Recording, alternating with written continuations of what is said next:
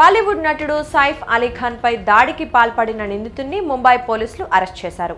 సుమారు 20 పోలీసు బృందాలు 30 గంటల పాటు గాలించి నిందితుడిని పట్టుకున్నారు. ప్రస్తుతం అతన్ని బాంద్రా పోలీస్ స్టేషన్లో విచారిస్తున్నారు.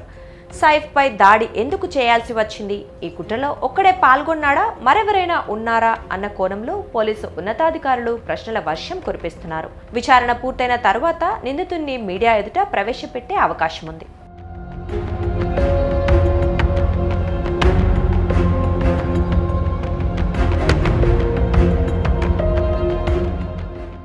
గురువారం తెల్లవారుజామున 2:30 గంటలకు దాడి ఘటన చోటు చేసుకుంది.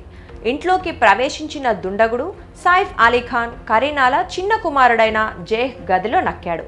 జేహ్ కేర్ టేకర్ అతన్ని చూసి కేకలు వేయటంతో సైఫ్ అక్కడికి రాగా ఇద్దరి మధ్య పెనుగులాట జరిగింది.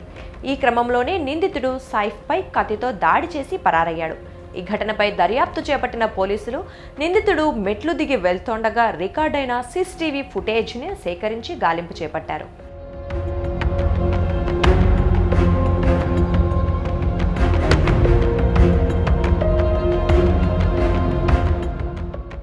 ఈ ఘటనలో సైఫ్కు వెన్నెముక, మెడ సహా 6 చోట్ల గాయాలయ్యాయి.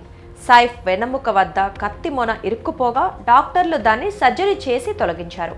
ప్రస్తుతం లీలావతి ఆసుపత్రిలో కోలుకుంటున్న సైఫ్ అలీ ఖాన్కి సంబంధించి హెల్త్ బులెటిన్ని శుక్రవారం మధ్యాహ్నం విడుదల చేయనున్నట్లు తెలుస్తోంది. బాంద్రా వెస్ట్ ఏరియాలోని సద్గురు శరణ్ అనే లగ్జరీ అపార్ట్మెంట్స్ 10వ అంతస్తులో సైఫ్ అలీ ఖాన్ ఫ్లాట్ ఉంది.